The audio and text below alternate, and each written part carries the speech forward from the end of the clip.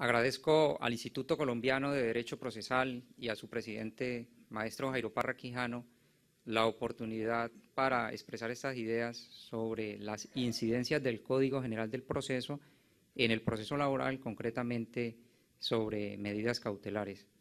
Lo primero que hay que decir sobre las medidas cautelares es que es un tema de total importancia, tanto que es el tema del semillero de este año del concurso, y en laboral, por ejemplo, infortunadamente a nivel normativo, de jurisprudencia y de doctrina, es muy poco lo que hay. Iniciemos con un ejemplo, especialmente teniendo en cuenta que hay muchos estudiantes y semilleros. Esta es la situación cruda y real que se vive a diario. Piensen en un trabajador que devenga el salario mínimo, 616.000 pesos, o $300 aproximadamente para los extranjeros. Seguramente, como ocurre en muchos lugares, no le pagan el salario, no le pagan las prestaciones sociales, tampoco lo afilian al sistema de seguridad social integral, y de ese salario depende él, su mujer seguramente, y sus 3 o más hijos. Esa persona necesita un mecanismo idóneo que le garantice la satisfacción de ese derecho, pero lo necesita ya, de manera inmediata. Hasta hace muy poco, ¿cuál era la situación? La persona reclamaba, presentaba la demanda, se tramitaba el proceso. Afortunadamente, con la ley 1149 de 2007, ese proceso en primera y segunda instancia ya dura menos de un año. Antes duraba 3 años o más, dependiendo de la ciudad. Pero si el caso llega a la Corte Suprema de Justicia, solo en casación el trámite dura 3 o más años. Es decir, estamos hablando de un proceso que puede durar 1 año si no hay casación, o 4 o más si hay casación. La persona llega al abogado y le consulta que cuándo va a obtener la satisfacción del derecho. Y el abogado crudamente le dice que cuando el proceso termine el ordinario con sentencia de condena y se pueda iniciar el ejecutivo. Pero el problema es que la necesidad del trabajador no da espera para un proceso ejecutivo que se va a iniciar a continuación del ordinario después de 1 o 4 años. Entonces, ese es el panorama práctico que se vive a diario. Y hay que decirlo desde ahora, afortunadamente, y esa es una de las importancias que tiene el Código General del Proceso en este tema, es que partió esa historia en 2. Y es con las medidas cautelares y especialmente con las innominadas, que es el tema al que principalmente nos vamos a referir. En Colombia hay aproximadamente, según cifras oficiales del DANE, casi 22 millones de personas ocupadas, de las cuales más de 8 millones son trabajadores subordinados. Queramos o no, por ejemplo, los profesores que están acá están vinculados mediante una relación laboral a las universidades. Los estudiantes, sus padres, están vinculados seguramente a empresas. También todos estamos vinculados de una u otra forma a una relación laboral de la cual dependemos. Entonces hay que hacer una afirmación que es una de las primeras preguntas. ¿Incide el Código General del Proceso en materia de medidas cautelares en el proceso laboral? Y de entrada hay que decir que sí. La pregunta es ¿en qué y cómo? Vamos a tratar de desarrollarlo más adelante. Pero antes es necesario plantear 2 cosas.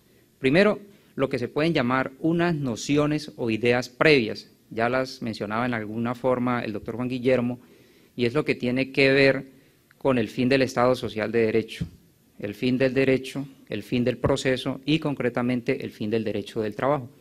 El fin del Estado Social de Derecho desde el punto de vista normativo, desde la Constitución, o uno de sus fines es asegurar, es garantizar los principios, derechos y deberes consagrados en la Constitución política.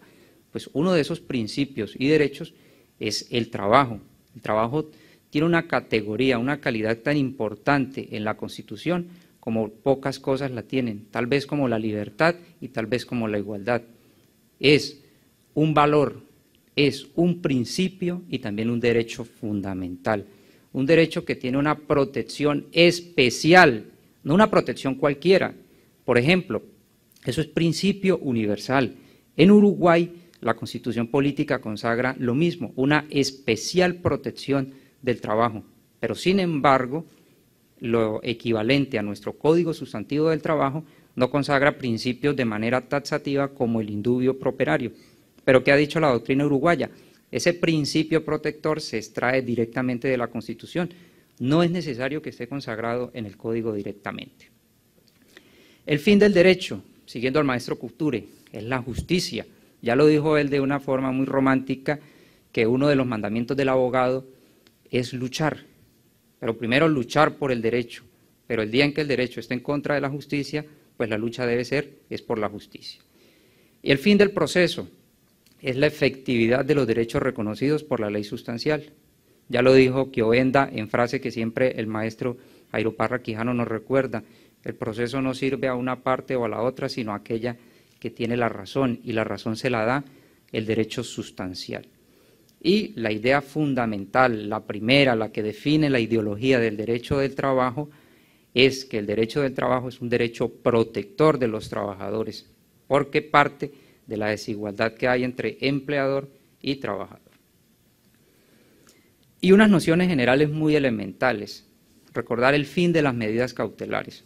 Por ejemplo, el Código Contencioso Administrativo establece de una manera muy concreta que es asegurar y garantizar la efectividad del derecho y el cumplimiento de la sentencia. Otra noción muy pequeña que nos va a servir para más adelante es una clasificación que hay de las medidas cautelares en nominadas e innominadas. Nominadas como el embargo y secuestro, que tienen una regulación taxativa en la ley, y las innominadas, que son aquellas a las cuales la ley faculta al juez para que las decrete en el momento en que se requieran según ciertos criterios que la misma ley le fija. Y sobre el peligro en la demora, que es uno de los dos elementos tradicionales de las medidas cautelares junto a la apariencia de buen derecho, hay que decir que Piero Calamandrei reconocía que este peligro en la demora tiene dos aspectos en relación. Uno primero, que es de aseguramiento, y el otro de satisfacción del derecho. Casi siempre nos ubicamos, nos importa, es el de aseguramiento, pero no el de satisfacción, que vamos a ver que tiene una importancia fundamental en el proceso laboral.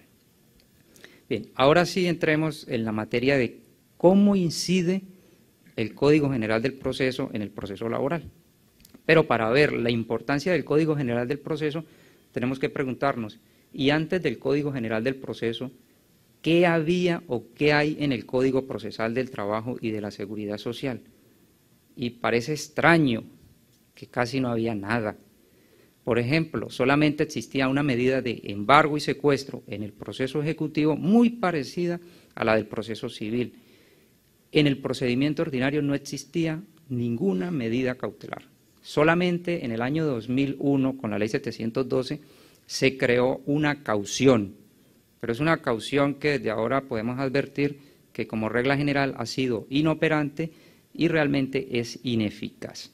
Entonces, las críticas. La primera, generalmente inoperante, porque plantea unos casos o unas causales para que pueda proceder. Entonces, por ejemplo, el trabajador debe demostrarle al juez que el empleador está cometiendo actos tendientes a insolventarse, o por ejemplo, que el empleador se encuentra en situaciones difíciles que van a impedir la ejecución de la sentencia. Eso de por sí ya es difícil, pero lo más grave es la ineficacia. La caución oscila entre el 30 y el 50% del valor de las pretensiones al momento en que se decrete la caución. Lo curioso es que en el proceso laboral lo que se reclaman casi siempre, porque en la gran mayoría de los procesos el demandante es el trabajador, son derechos mínimos e irrenunciables. No tiene ningún sentido que si el trabajador reclama, por ejemplo, 10 millones de pesos en salarios y prestaciones sociales, la caución solo vaya a garantizar el 50% como máximo de esos derechos sociales. No tiene ningún sentido. Pero hay algo también más curioso, y es que el trámite que tiene esa caución para que pueda ser solicitada y decretada es curioso. La Corte ha dicho que la caución solo se puede solicitar y decretar en la primera instancia, no en la segunda ni menos en casación, porque el mismo trámite garantiza que la decisión, bien sea que la niegue o que la imponga, es susceptible de recurso de apelación. Luego, en segunda instancia y en casación no es posible. ¿Cuál es la crítica? Pues que precisamente donde más se necesita es en segunda instancia y en casación, porque si la sentencia de primera instancia es de condena, pues lo más probable es que el empleador quiera ejecutar cualquier maniobra para impedir cumplir esa sentencia. Y de la misma lógica se parte para decir que si la sentencia del tribunal en segunda instancia confirma la condena de primera o revoca la absolución e impone la condena, pues también se necesita de esa caución. Sería más fácil tratar de adaptar la regulación a la realidad que la necesita. Ahora, eso ocurre en Colombia, pero eso no es todo el derecho procesal del trabajo. Hay derecho comparado. Y hay 5 casos del derecho procesal iberoamericano que nos muestran una realidad totalmente opuesta y que nos deja muy mal al sistema procesal colombiano desde el punto de vista laboral. Por ejemplo, en Chile, en España, en Perú, en Uruguay y en Venezuela, en el proceso laboral se pueden decretar desde hace tiempo medidas cautelares innominadas de oficio y sin necesidad de caución. Entonces, esto deja ver que realmente estamos atrasados y que afortunadamente el Código General del Proceso pues llega a suplir un vacío de bastante antigüedad. Vamos a referir rápidamente al caso de Venezuela. En Venezuela hay una cosa muy curiosa y es que, haciendo un paréntesis, el Código General del Proceso sigue la línea tradicional de exigir los 2 elementos clásicos de las medidas cautelares, la apariencia de buen derecho y el peligro en la demora. Pero se pueden ustedes preguntar, ¿será necesario exigir el peligro en la demora en el caso en el que un trabajador que vive de su salario no requiera de manera urgente el pago de esos derechos sociales mínimos y irrenunciables de los cuales va a vivir? Pues parece que debería en el proceso laboral al menos presumirse o en todo caso no exigirse ese elemento, pues así ocurre en Venezuela. Solamente basta la apariencia de buen derecho que ellos llaman presunción grave del derecho que se reclama. Entonces, ¿qué ha ocurrido? Ya el Tribunal Supremo de Justicia de Venezuela se ha pronunciado en casos en que se presenta el contrato de trabajo y con eso solo el juez decreta la medida cautelar innominada de oficio sin necesidad de caución, ordenando de manera anticipada el pago de salarios, sin ninguna otra explicación, incluso sin que siquiera se pida en la demanda. Si se pide, pues con mayor razón se decreta. Pero mire la situación del trabajador venezolano frente a la justicia laboral y mire la del colombiano que tiene que esperar los 4 años para iniciar el proceso ejecutivo y ahí sí solicitar el embargo y secuestro de bienes, cuando en muchos casos vaya a saber dónde está el empleador en ese momento. Eso es lo que nos ofrece el derecho comparado y pues hay que mencionarlo curiosamente en Panamá, cuando la tendencia iberoamericana ha sido a consagrar, a establecer las medidas cautelares innominadas, como en Colombia con el Código General del Proceso, pues en Panamá, con una ley del año anterior, lo que hicieron fue derogar esa facultad del juez. Hay que reconocerlo también públicamente, que el Instituto Colombo-Panameño de Derecho Procesal, de manera pública y firme, se opuso y defendió pues, las facultades del juez para decretar medidas cautelares innominadas, pero finalmente pues, fueron derogadas de manera infortunada. Bien, ahora hay una pregunta. ¿Es aplicable el artículo 590 del Código General del Proceso, que establece las medidas cautelares innominadas en el proceso laboral? Y la respuesta es sí. ¿Por qué? El Código Procesal del Trabajo no las establece. Y el artículo 1 del Código General del Proceso establece que en caso de que el estatuto especial, en este caso Código Procesal del Trabajo, no regule el tema, pues se aplicará el Código General del Proceso. No hay ninguna dificultad en ese tema. Ejemplos de medidas cautelares innominadas en el proceso laboral. Piensen, por ejemplo, en el caso de trabajadores con protección especial, mujeres embarazadas, trabajadores discapacitados, por ejemplo, un trabajador sindicalizado que sea su contrato de trabajo terminado, puede en la demanda solicitar como medida cautelar innominada, por ejemplo, el reintegro inmediato desde la presentación de la demanda y además el pago de salarios. Por ejemplo, el tema de indemnizaciones que se pueda resolver en la sentencia, pero sí de manera inmediata el reintegro. Esto que acá es innominado, por ejemplo, en Perú, es una medida que se llama medida de reposición provisional.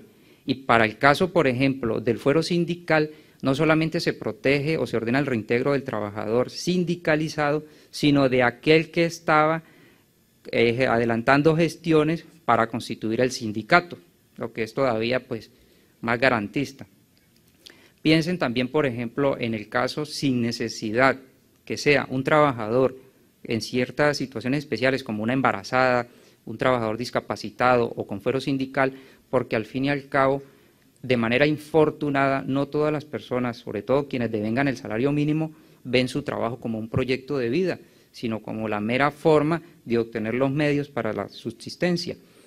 O entonces un trabajador que no está, una trabajadora que no está ni embarazada, ni discapacitado, ni que tiene fuero, pues también come, también paga servicios públicos, también tiene gastos en el hogar.